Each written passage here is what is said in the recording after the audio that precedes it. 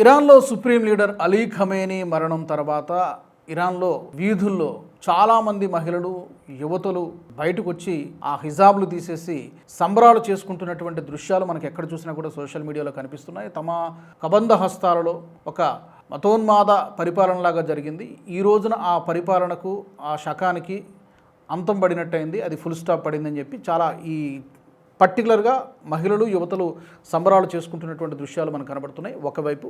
మరోపక్క ఇరాన్ ప్రభుత్వం ఈ మృతికి సంతాప దినాలుగా 40 రోజుల పాటు ప్రకటించింది. మరి కొంతమంది అమెరికా చేసినటువంటి దాడుల్ని ఖండిస్తూ, ఇజ్రాయెల్ చేసినటువంటి దాడుల్ని ఖండిస్తూ ఇది అన్యాయము, అక్రమము, మా ప్రభుత్వాన్ని అన్యాయంగా కూల్చేశారని చెప్పి మరొక వర్గం నిరసన ప్రదర్శనలు చేస్తుంది. ఒకవైపు ఆనందోత్సాహాలు సంబరాలు చేసుకుంటున్నటువంటి పరిస్థితి మరొక వర్గంలో కనబడుతోంది. అయితే దీనికి సంబంధించి భిన్నమైనటువంటి అభిప్రాయాలు ఉన్నాయి. ఎందుకంటే తోటి ముస్లిం దేశాలపై కూడా ఈ సందర్భంగా ఇరాన్ దాడులు చేస్తోంది కాబట్టి తాజాగా గల్ఫ్ కోఆపరేటివ్ కౌన్సిల్ జీసీసీ అంటారు, ది మంత్రివర్గ మండలి ప్రత్యేకంగా సమావేశమైంది.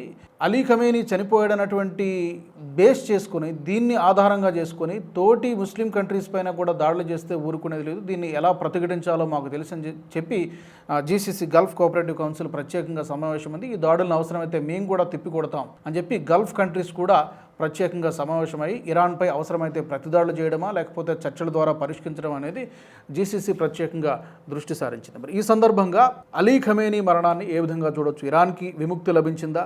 మరొక కొత్త శకం ప్రారంభమవుతుందా? లేకపోతే అమెరికా ట్రాప్లోనో లేకపోతే అమెరికా చేసినటువంటి ఒక ఫ్యాబ్రికేటెడ్ ఉద్యమం అని కొంతమంది ఒక సెక్షన్ ఆఫ్ పీపుల్ వాదిస్తూ ఉన్నారు. What exactly happened? మీ అభిప్రాయాలు ఏంటి? అలీ ఖమేనీ మరణాన్ని ఏ కోణంలో మనం చూడవచ్చు?